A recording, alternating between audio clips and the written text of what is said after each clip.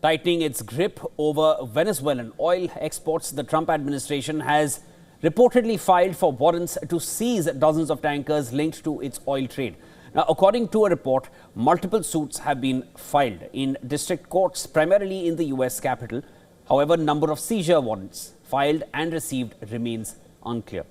U.S. has seized 5 vessels in recent weeks, and the report suggests that more action could come soon. Another report suggests that Venezuela has begun reopening some of the oil wells shut under U.S. embargo. Venezuela has also started freeing jailed political prisoners, including Americans. According to Venezuela's top lawmaker, Jorge Rodriguez, over 400 people have been freed from prisons so far as part of a process announced last week. However, the number of American detainees released remains unclear. Earlier, Venezuela and freed Spanish and Italian citizens from its jails.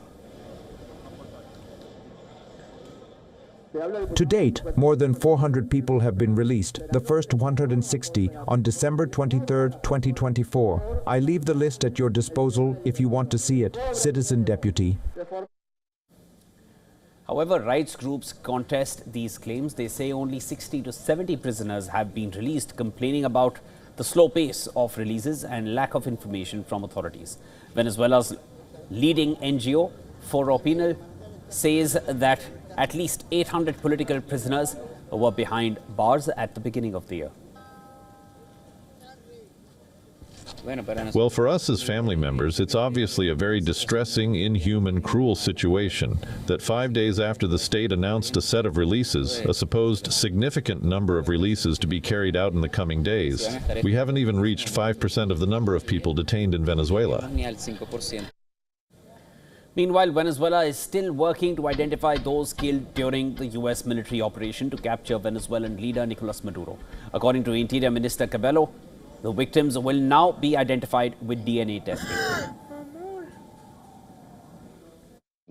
When we don't speak about the number of deceased or murdered, it's because the explosions were so strong that, well, there are people we don't know where they are. They were fragmented in such a way that it's impossible. You take a tiny piece, and there are studies that are done to analyze the DNA from pieces of human remains.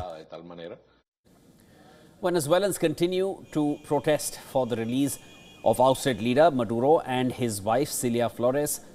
Thousands of transport workers staged a caravan in capital Caracas demanding their release. The demonstrators were joined by Maduro's son.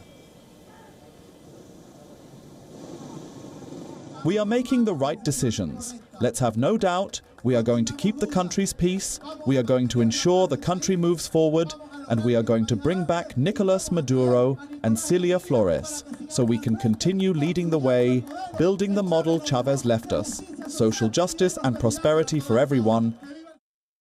In another development, Venezuelan authorities have seized 6.85 tons of drugs in the southern state of Bolivar.